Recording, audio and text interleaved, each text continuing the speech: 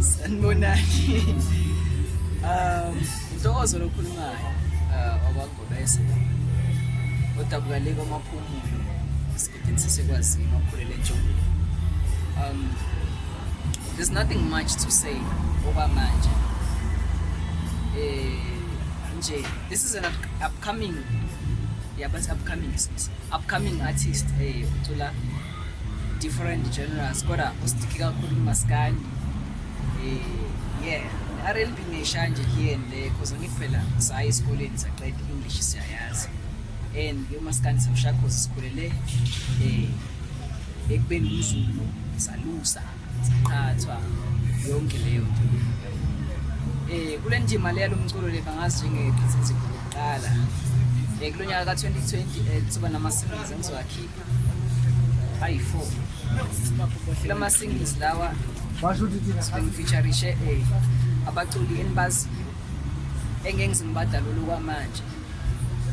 Emva kwalawo ma singles bese kulandela ipromo. Ngiyafisa nje and ngiyathemba ukuthi ngizothokozela nomsebenzi engizowenza. Lo sisini nimbonayo la esayidi igama lakho Simphiwe okwaNkosi. Sisuka le eMpumalanga. Sisuka nje eMpumalanga only for to sesa le video le. Kuze naye iphonse ngale bese nangijijele ngapha. Okwamanje ngisacashe lapha eGoli. Esayidi laseDuduza eSprings. Ngumfana nje osesemncane.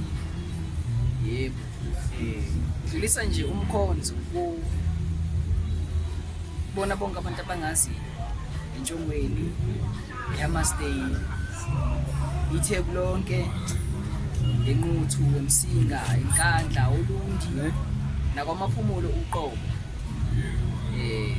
Yebo ilokho nje kuphela ola lezi nogodo lumnyama la oluhle ngimsebenzi lumnyama ngekhala imhlophe ngemsebenzi yakhe. Ngabe ngiyalivula manje ngithintile kancane kanjani. Akhona ama video la kade ngenza khona lokho nizowabona nje nami ngizowafaka ku channel. Abantu ngicela ba subscribe bakuthi uya subscribe or uya subscribe kubuwe kodwa nje ngicela upress that subscribe button, upress ulike, ushare ama comments amahle or mawubona ukuthi mhlambe khona ama developments ongawafaka into that project le ushiya ama comment amahle.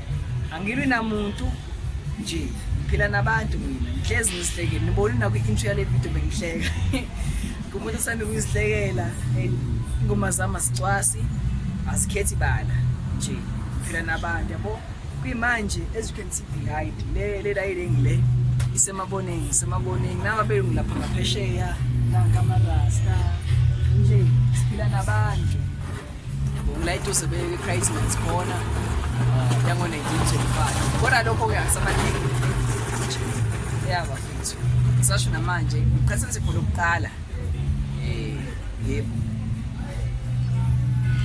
siyabonga ke guys iqhathanise lokuqala and we don't hear mabone okuningi sesibulungisa skin half. Bye.